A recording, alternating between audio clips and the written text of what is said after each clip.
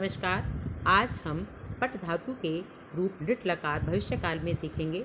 Lit लकार के रूप भी लट लकार की तरह ही चलते हैं। सिर्फ अंतर इतना है कि पट के स्थान पर पटिश लिख देते हैं और बाद में लट लकार की तरह ती तह अंति जोड़ देते हैं। पट के स्थान पर पटिश लिखेंगे। लिट लकार का अर्थ होता है भविष्य काल यानी कि होगा। पहले हमने पद अर्थात गिरना धातु के लट लकार के आधार पर अनुवाद सीखे थे और अब हम पट धातु के लिट लकार के आधार पर अनुवाद करेंगे।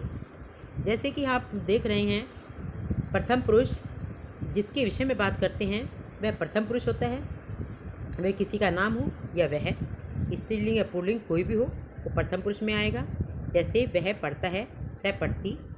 ऐसे भविष्य काल में लिखा है लिट लकार में, वह पढ़ेगा, सह पठिष्यति। मध्यम पुरुष जिसके साथ बात करते हैं वह मध्यम पुरुष होते हैं। त्वम तुम, तुम दोनों, तुम सब, ये आपका सिर्फ मध्यम पुरुष में ही रहता है। पटसी पढ़ता पठत, अगर हमने पटसी कहा तो इसका अर्थ होता है तुम पढ़ते हो। अगर पठिष्यसि कहा यानी कि तुम पढ़ोगे। पठिष्यत पठिष्यतः, तुम दोनों पढ़ोगे।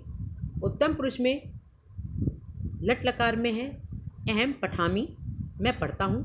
अहम पठिष्यामि, मैं पढ़ूँगा। इसी के आधार पर अब हम यहाँ पर अनुवाद करते हैं। वह पढ़ेगा, ये आपके 12 वाक्य हैं, इसको आप अपनी कॉपी में लिखेंगे। इसी के आधार पर अब हम लंग लकार के रूप करेंगे। लंग लकार के रूप यहाँ पर दिए गए हैं। जैसे कि ये हैं प्रथम पुरुष अपठ, अपठत। अपठत का मतलब है उसने पढ़ा। अपठत लिखेंगे तो उसने पढ़ा समझ जाएंगे, और सह पठत है तब भी उसने पढ़ा। सह बालक है पठत, उस बालक ने पढ़ा। त्वम अपठ, तुमने पढ़ा। अहम अपठम, मैंने पढ़ा। अहम बालक है अपठम, मैं बालक ने पढ़ा। हम आवाम बालकऊ अपठाओ, हम दोनों बालकों ने पढ़ा। इसी के आधार पर अब हम आगे देखते हैं लोट लकार। लोट लकार के भी हम अनुवाद कर सकते हैं। अपनी कॉपी में पहले ये पूरा अपना चार्ट अपनी कॉपी में लिखेंगे, फिर उसी के नीचे आप अनुवाद बनाएंगे। पूरे 12 वाक्य जैसे मैंने भविष्य काल में आपको दिखाए हैं। लोट लकार यानी कि आज्ञा देने के लिए या प्रार्थना करने के लिए होता है, ऑर्डर देना या रिक्वेस्ट करना। पट्टू अगर हमने लिखा है तो इसका मतलब हो जाता है कि वह पढ़े। सह पट्टू, वह पढ़े। सह बालक है पट्टू, वह बालक पढ़े। किसी भी तरह से आप वाक्य लिखें और उसकी संस्कृत बनाएं। उसी के आधार पर आप ये है पठताम यानी कि वे दोनों पढ़ें। पठंतु, वे सब पढ़ें।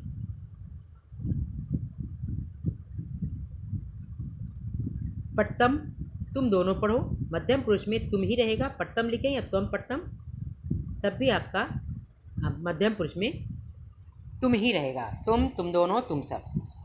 और यदि हम किसी को ऑर्डर देते हैं तब भी हम संबोधन करके हम लिख सकते हैं। जैसे हे बालक तुम पढ़ो, तो संबोधन कारक आपका मध्यम पुरुष में आता है। हे बालक तुम पढ़ो, हे बालक त्वम पठ, या हे बालक पठ।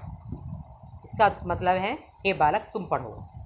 और लोट लकार में उत्तम पुरुष में अपने आप को खुद को कोई ऑर्डर नहीं देता है, यहाँ प्रार्थना की जा सकती है। यहाँ पर आप प्रार्थना करेंगे, क्या मैं पढ़ूँ? किम अहम पठानी, क्या हम दोनों पढ़ें?